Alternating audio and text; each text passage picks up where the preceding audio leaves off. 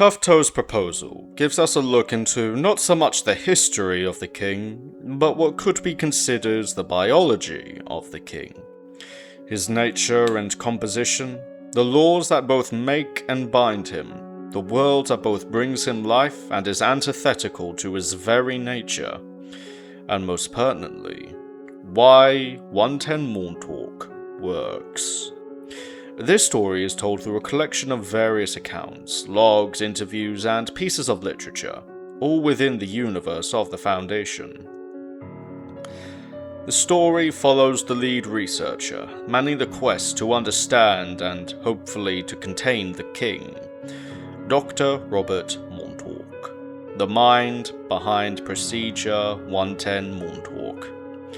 A thing so vile and cruel that it prevents birth even up to the final minute of pregnancy, and his battle of wits against the last surviving member of the children of the Scarlet King, Depeche Spivak.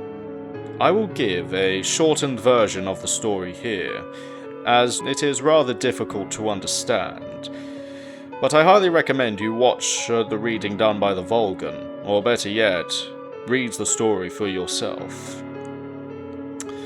But with all that in mind, let us begin with Chapter 1, The Law of Blood, Document 1. Years after the events detailed in SCP-231, only one member of the Children of the Scarlet King is left alive, Depeche Spivak, now designated POI 3172. A committed servant of the king. Much of this story is set within 4 interviews, held between Spivak and Dr. Montalk, the lead researcher on the king. As the interviews progress, so does Dr. Montalk's understanding of the king. Much of the first interview is Depeche detailing the children's relationship with other groups of interest, such as the Serpent's Hand, a group committed to exposing the anomalous to the outside world, held within the elusive Wanderer's library. They worked with the children, albeit reluctantly, making a literal deal with the devil for unknown reasons. Next is the GOC, the Global Occult Coalition, another group that deals with the anomalous like the SCP Foundation. But while the Foundation is entirely independent from world powers, the GOC acts under the purview of the United Nations, and is far more likely to destroy the anomalous, unlike the Foundation which seeks to contain them, only terminating SCPs as a last resort.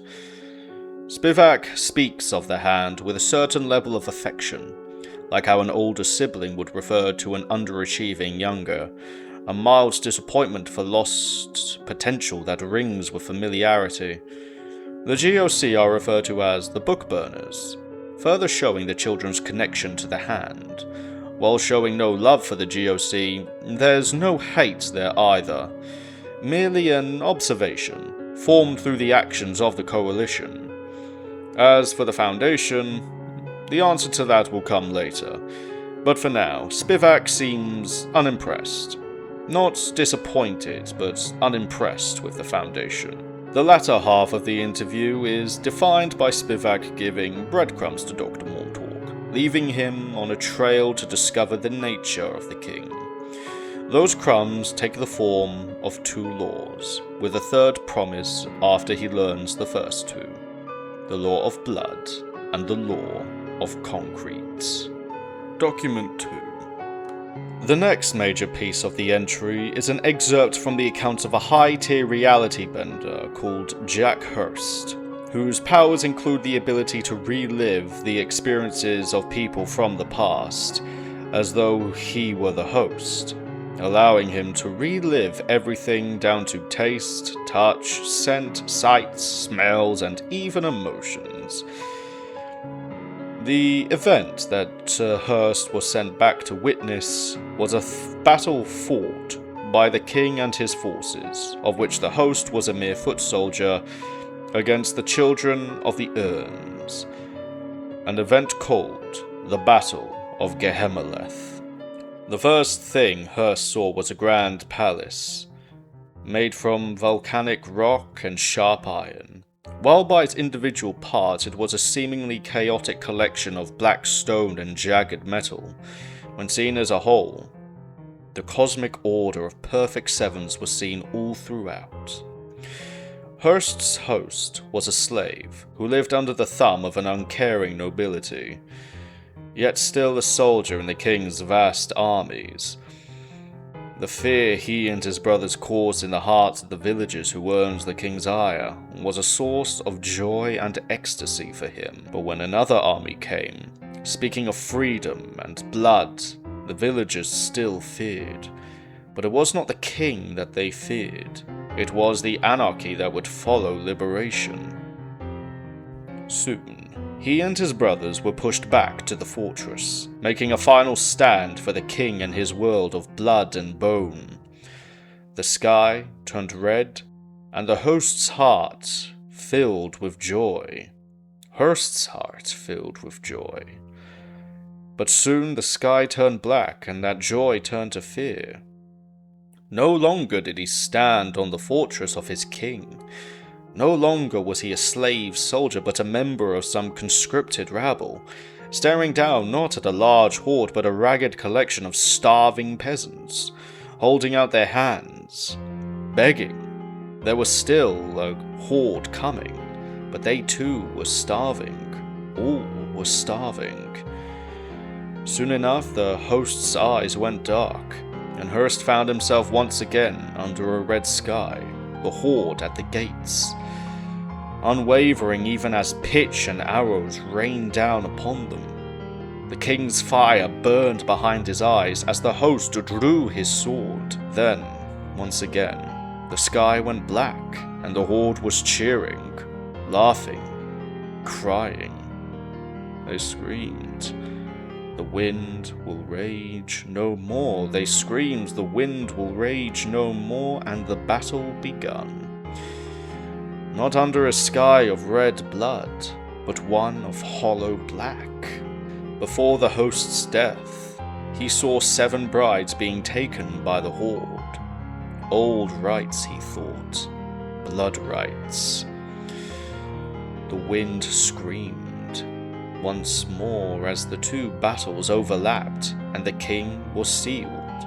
Hurst theorizes that time itself changed, or that the children used their magic to impose another version of history upon the past.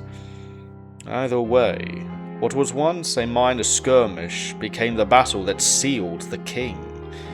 The peasants were killed, the brides were taken, and an urn was held aloft.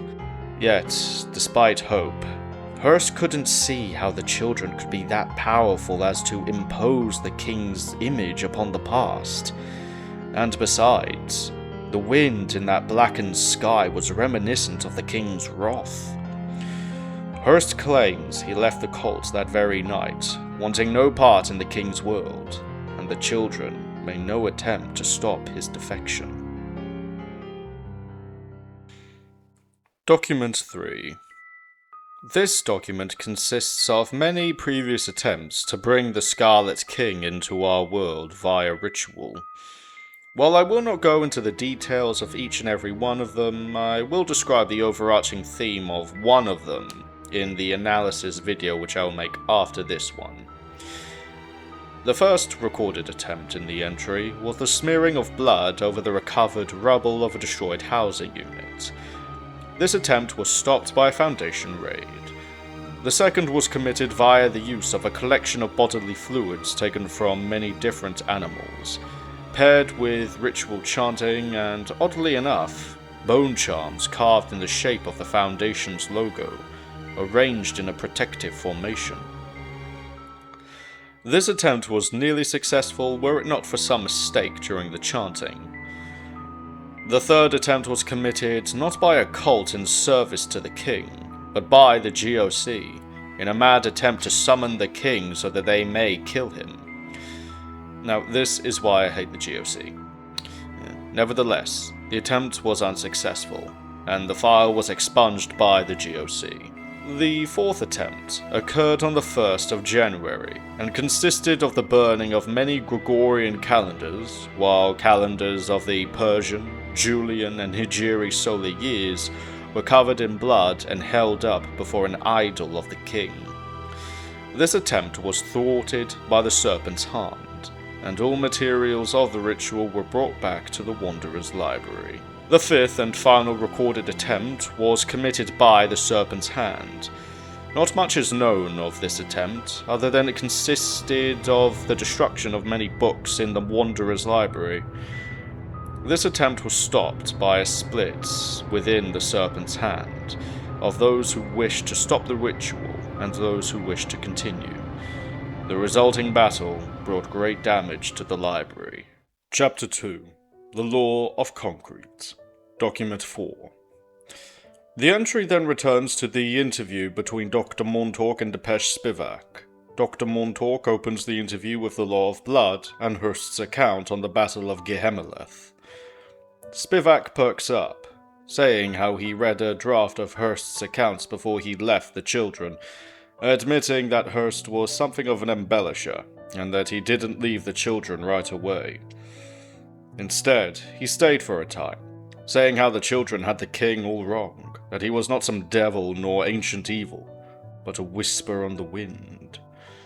Soon the topic shifts, and Depeche asks Dr. Montalk why he thinks Procedure 110 Montalk works.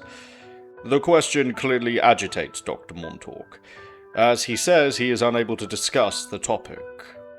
Depeche takes the dismissal on the chin, as he states he probably already knows the answer. Once again, the subject changes, and Depeche asks the good doctor if he lost someone, stating how he has read the Foundation's database on him, and that it refers to Dr. Montalk's brother. At this point, Dr. Montalk becomes angry and demands an explanation on the Law of Blood. Depeche states that it was simply how the king ruled his realm. Peasants subject to the will of a nobility bred to be cruel, their power enforced through an army of slave soldiers, where the very wind carries the promise of famine if the peasants were to ever cease their toiling. Dr. Montalk now becomes irate, and asks how this explains the king's nature. Depeche says that he must learn the law of concrete before that question can be answered, at which point Dr. Montalk abruptly ends the interview. Document 5. With the second interview over, the entry switches to a page from the report of an early Foundation agent named de Beauvoir, recovered by Dr. Montalk via unknown means, dated the year 1891, regarding the Snarling Coup, an event that occurred in the year 1889 that resulted in the loss of much of the Foundation's early histories. De Beauvoir was later terminated in 1895 for reasons not mentioned in the document. Agent de Beauvoir states that many of his findings fall in line with Scranton's comprehensive histories, with one major deviation detailed below. Scranton's comprehensive history states that the SCP Foundation was formed in 1824 by the merger of 13 groups, sharing the common goal of keeping the public unaware of the anomalous, mainly in response to the threats the Scarlet King represented, and how they played a major role in his initial sealing. However, de Beauvoir claims that there are simply no record of the King's existence before 1826, and that the Foundation was formed mainly due to an attack by SCP-173 in New York. The sculpture, the first SCP ever written, and the beginning of this whole fictional universe. De Beauvoir states that this lie was the result of the embarrassment at the chaos caused by SCP-173's containment breach in the year 1855, after which the document cuts out, as there was only one page recovered from de Beauvoir's report. Document 6. The following document consists of decisions made by the O5 Council and events that occurred shortly after that are either likely or most certainly related to the Scarlet King. I will abbreviate for the sake of pacing. Standardized documentation across the Foundation. Pass 13 to 0. Associated 001 event. Hymns devoted to the king heard outside Site-001. Standardized containment procedures for SCP-001. Past 12-1. Associated 001 event. All members of the O5 Council dreamt of a South Asian man weeping. Termination of Agent de Beauvoir. Past 6-5 with 2 abstentions. Associated 001 event. A large amount of paper was found on the bed of every O5 member with 001 written in blood. Later testing found that the blood was that of Agent de Beauvoir and an unknown species of poultry. Implementation of the site system. Past 10-2 with 1 abstention. Associated 001 event. A location in North America, the location of Site 19 in the future, saw massive wildfires, with locals reporting to have seen dragons made of fire and a giant horned crown in the sky. Containment procedures for 2317. Past 4-3 with 6 abstentions. Associated 001 event. Cracks in the earth emanating red smoke appeared near the containment area 179 and closed 7 minutes later. Unify the project purviews of SCP-001, SCP-231, and SCP-2317. Past 10-2 with 1 abstention. Associated 001 event. Hymns devoted to 001 were heard outside Site-001, interspersed with laughter. Reclassify the object class of SCP-2317. Past 9-4, Associated 001 event. Several interdimensional rifts opened outside Containment Area 179, connecting to Universe Kappa Irikesh and an unknown dimension characterized by red smoke and unknown number of screaming voices. Document 7. This document consists of an excerpt from the political piece Manifesto for Old Order by Adrian Cartwright. Unlike the rest of the story, I will be reading this excerpt in full, as I will later do with documents 9 and 10, due to the complexity of the themes presented. However, I will still explain the ideas put forward in the analysis video that is soon to come after this one. The sin of modernity is vital to understand. It is not that we glorify the pre-modern. The suffering was very, very real and very extant.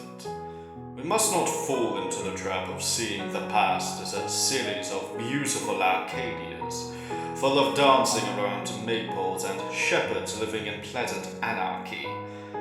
The past was brutal, but it was also real. It wasn't really the pre-modern too. That is merely how historians have characterized it. They are wedded to their theory of modernization and can conceive of no alternate mode of development other than a singular drive towards the contemporary West, with all other modes of living seen as being stuck in some imagined earlier place on the timeline. It is all nonsense. The people of the past were capable of seeing the world as it truly is. Those of us who have joined the King's forces can see this truth, that there is something very, very wrong with the world in which we live.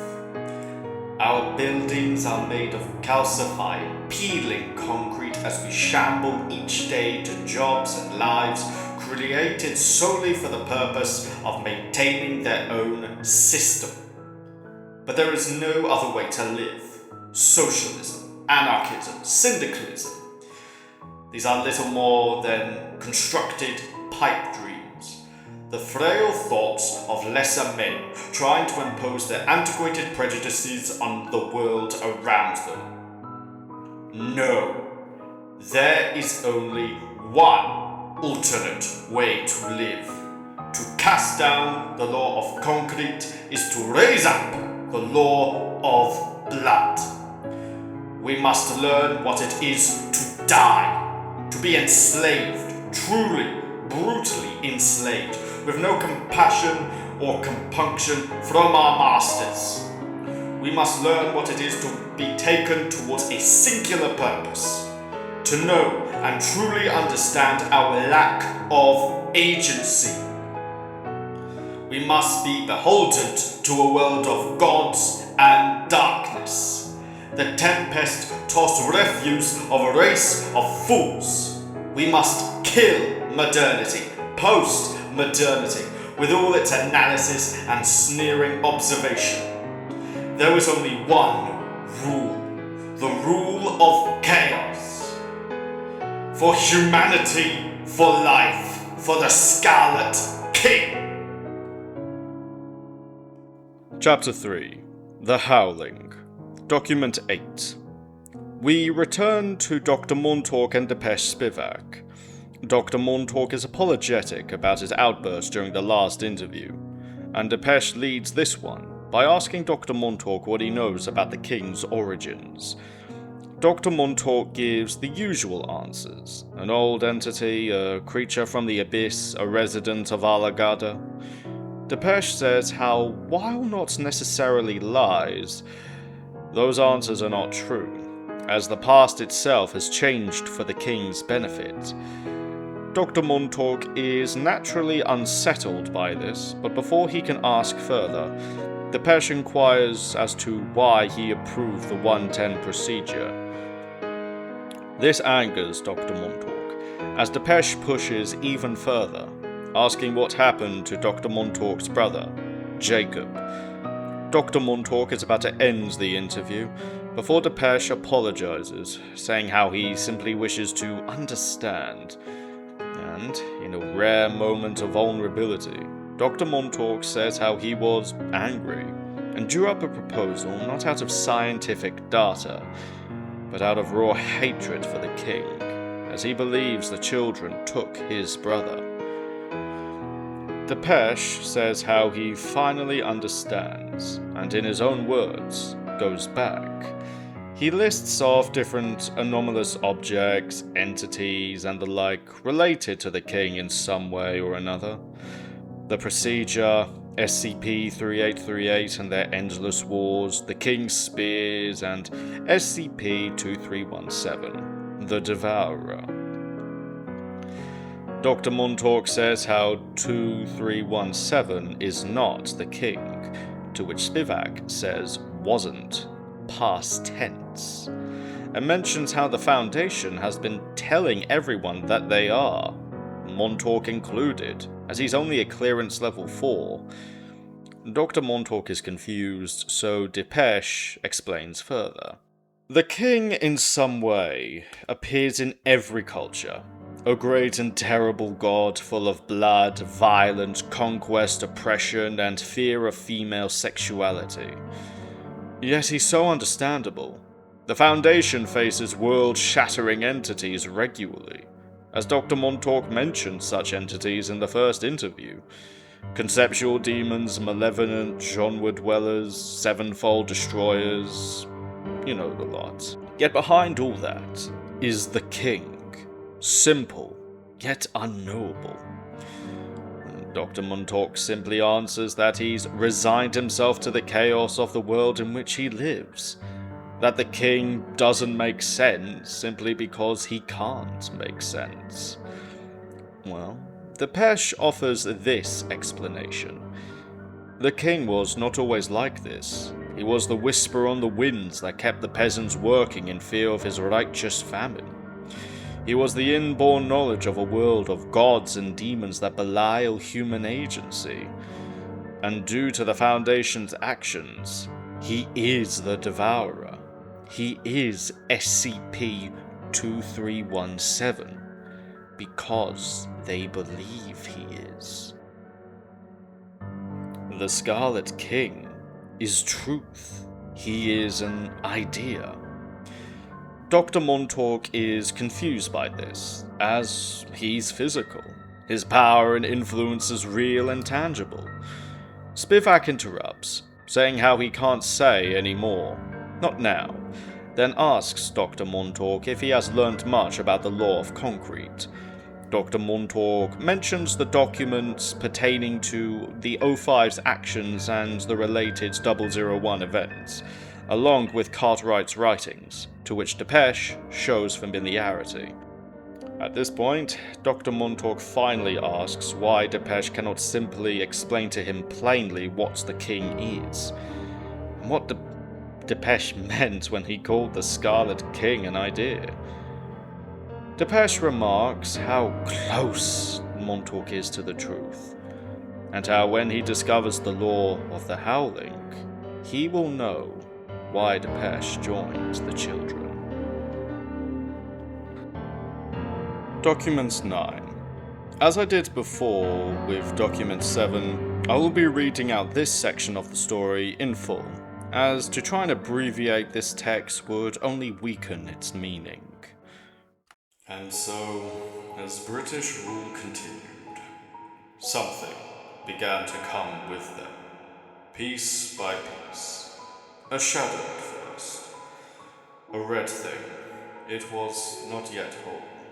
It was not even in pieces. It was something that crept up slowly, piece by piece. It met the shadows of our country, the mice bleeding in the rice fields, and it began to take form. It didn't have a mind, not at first. It wasn't enough of a real thing to have one. It was a set of images. It was a blood-red slab of skin taken from the heart of some Christian demon, which was set upon an ancient magician of Hindu rites. But then it was categorized, written down, described with precise scientific terminology. It didn't like that.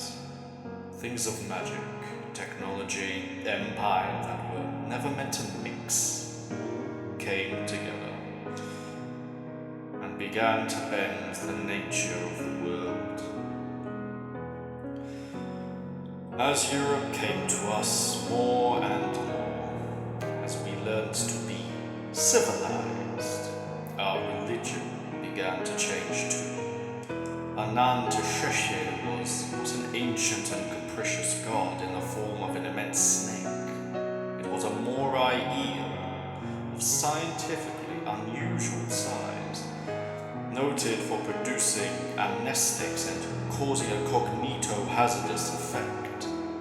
We learned that we were Hindu, that we had always been Hindu, and that all our various and mixed beliefs were all variations on a singular ideal. Because the British weren't comfortable enough with another way of living which could not be classified, explained, killed like a butterfly pinned on a board. But beneath this lay a fury, a cry for authenticity, for a reality, even as we expressed ourselves more and more in their language and their categories.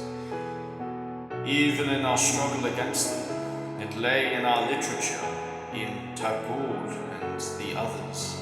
It lay in our Ada, in our menial jobs as clerks. The endless struggling tension between old and new, between modernity and pre-modernity. And in those fault lines, in that cry of rage and fury, in our hatred of the old and the hatred of the new, there rose a hybrid, obeying nothing but the law of the howling. There rose the Lala Raja. Because what is he but the cry of a forgotten age? He is the British peasant, staring up at the red sky, the Bengali widow's weeping and shaven head, the Aztec priest ripping out another's heart. He is all of those things transformed, as modernity does to everything, into modernity's own destruction. He is the resistance, the fury, the hatred of all that was for all that presently is. What we were, so full of good and evil and all else mixed together. The happiness, the beauty of it, the struggles and heartache and reality of it. But now we have lost almost all of it to the machine, except our rage. That's all that's left. And thus comes the king, the howl of the destroyed and forgotten and oppressed.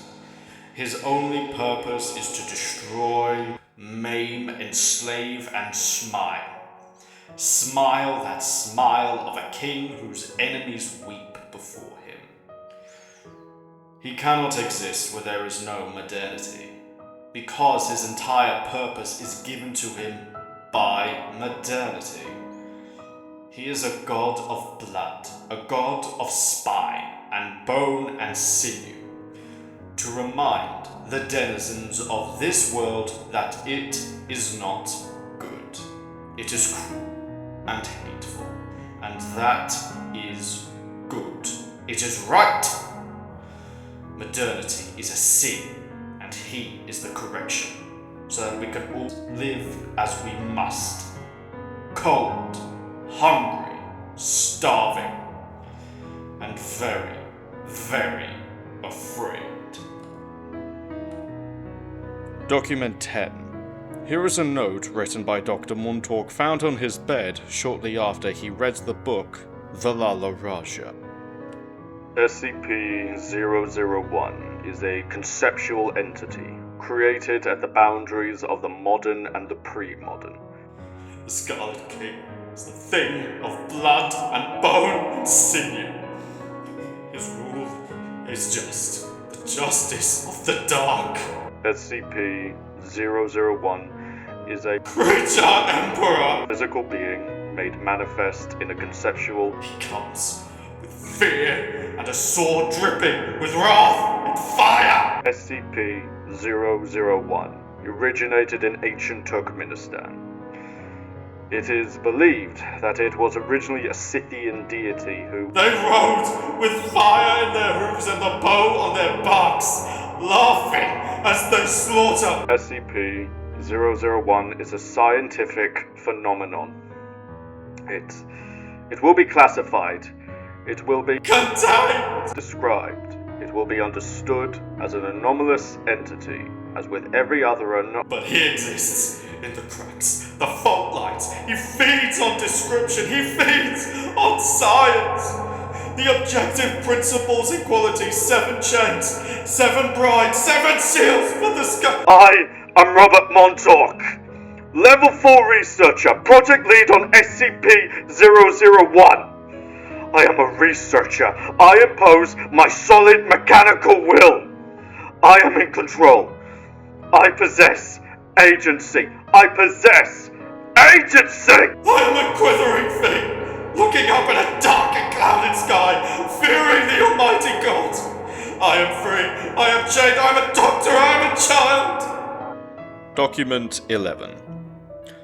Dr. Montalk and Depeche Spivak have one last talk, but this time it's on Spivak's terms, as by some unknown mean he has caused a massive rift to appear on the wall of his cell. The rift emanates red smoke and the screams of an unknown number of people. They talk in an unusually calm and polite manner considering the circumstances. Spivak states that the crack on the wall was merely a cry for attention, meaning he likely could have escaped any time he wished. Dr. Montalk states how he had no further questions.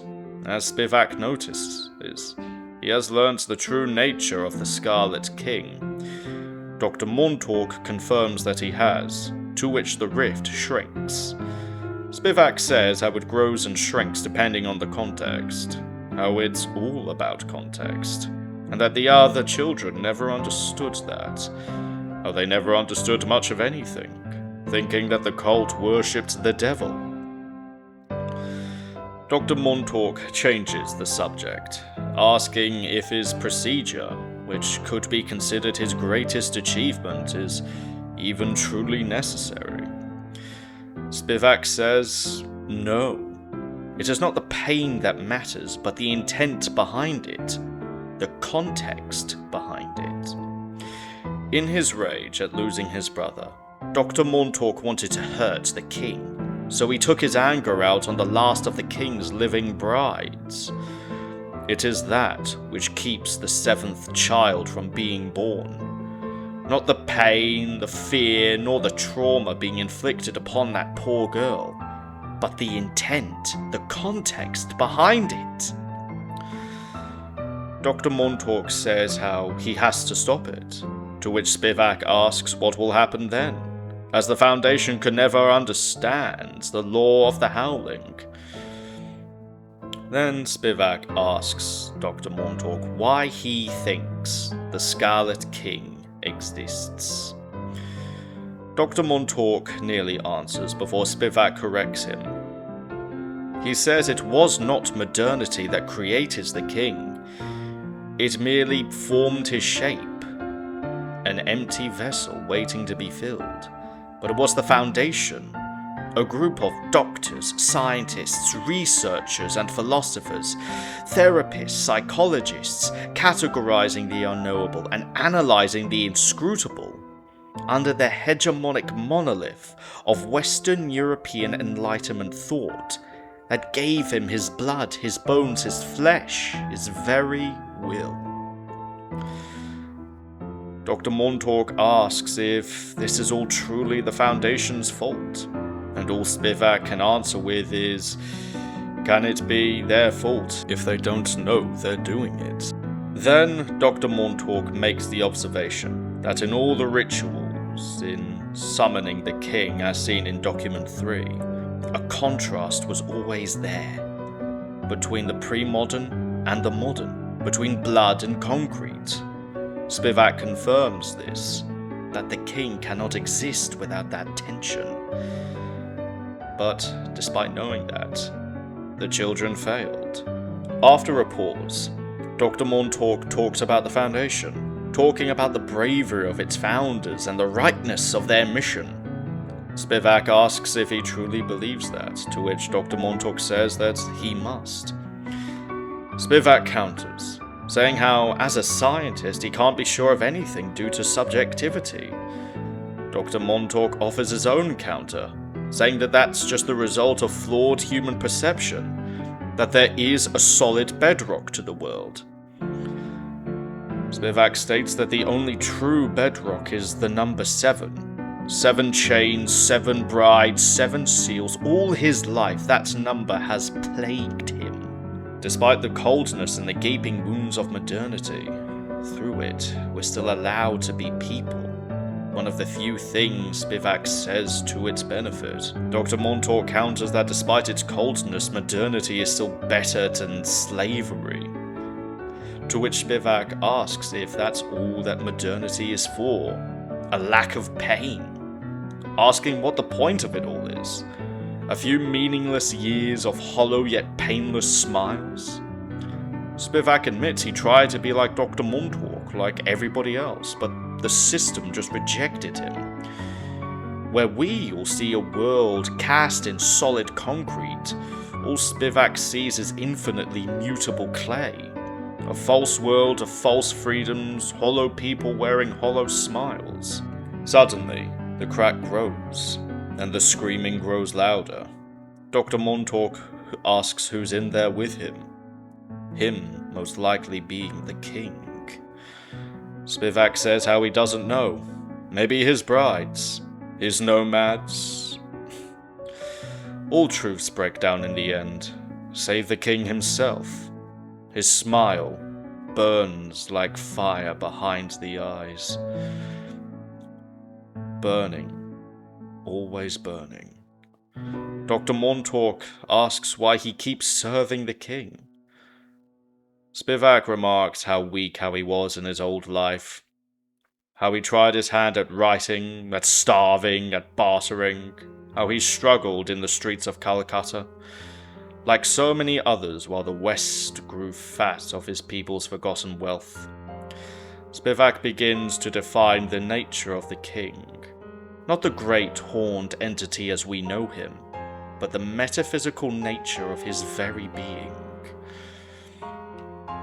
Dr. Montalk refuses to hear it. After decades of trying to learn the nature of the king, at the final stretch he refuses to hear it. But Spivak continues anyway. I will read off the entire explanation verbatim, due to its importance.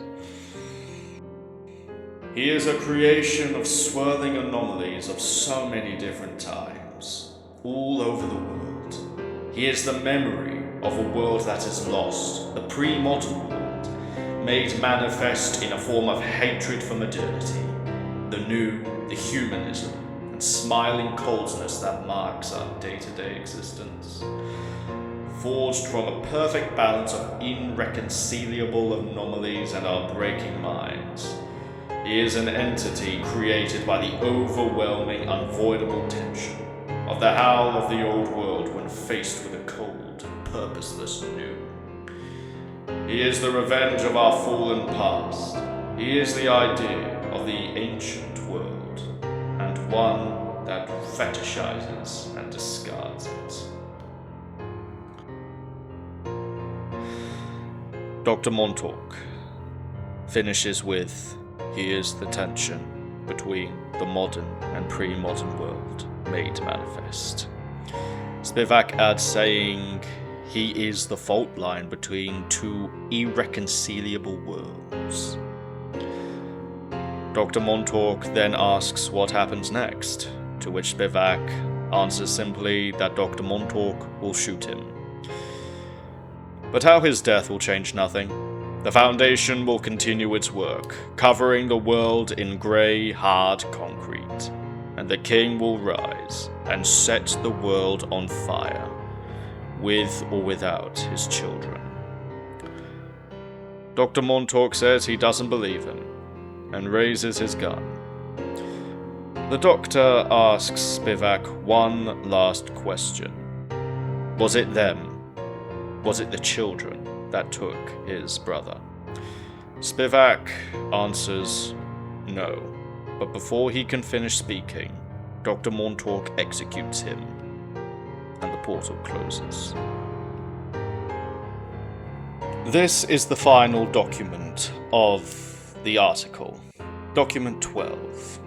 The beginning of this document shows a vote conducted within the O5 Council, pertaining to a suggestion made by Dr. Montalk after his investigation of the Scarlet King. The council voted against his proposal, with 5 yeas, 6 nays, and 2 abstentions. An addendum is seen, penned by O5-1 themselves, one of those who rejected his proposals. The addendum implies that Dr. Montalk's advice to the O5 Council was to remake the very ideals of the Foundation, that to prevent the king from manifesting in their world, the Council would have to make the Foundation public, to make the people of the world aware of the unraveling of sanity itself. To show the people of the world that there is no normalcy, no true order to the universe save one simple truth. The strong prey upon the weak. However, they did learn something from Dr. Montalk's work.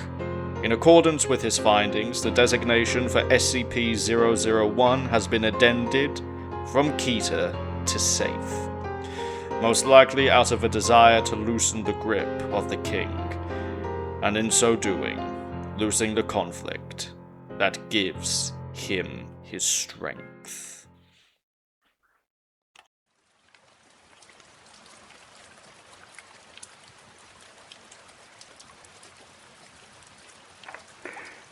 I watched, hidden as their bulldozers came.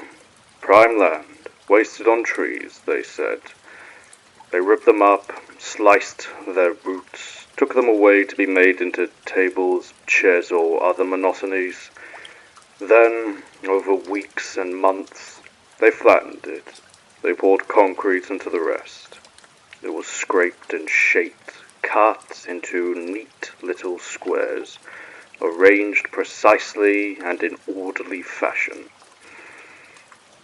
Walls rose up, great walls of concrete. Windows, their measurements precisely regulated. A series of standardized bricks for other parts. Construction crews and workmen and all the rest, working efficiently and precisely for a long, long time, filling in the details, the furnishings and precise abstract wallpapers and everything else that went into making a facility. Finally, it was finished. One single new tree had been planted in the center of the central courtyard, not out of any sense of whimsy or delight, but to give those within a little sense of nature, of reality in the center of the grey, to keep them sane, nothing more. A precisely mandated allowance for the improvement of human mental health, until they find a way to phase that out entirely. I watched, and I thought about all that we had done. I thought about the world they wanted. I thought about their spinelessness. I knew what good was, and what evil was, and I saw none of it in them. I thought about hollow men, made of straw, plastered together with thick paste, and sold in 1,000 identical ways in 1,000 identical shops. I thought about what we had lost, and I howled. At night, the day before the site's grand opening, I dug up the seeds of the tree and replaced them with a seed of my own devising. And over Site 231 will stand a thing of blood and bone and sinew, a tree that drips and leers and feeds. It will drip strange fire, and that fire will both burn and warm in equal measure. And they will look up at it, and wished that they had listened while they had the chance. I know this path is wrong, but at least it's a path. With thoughts and prayers, Robert Montalk, child of the Scarlet King.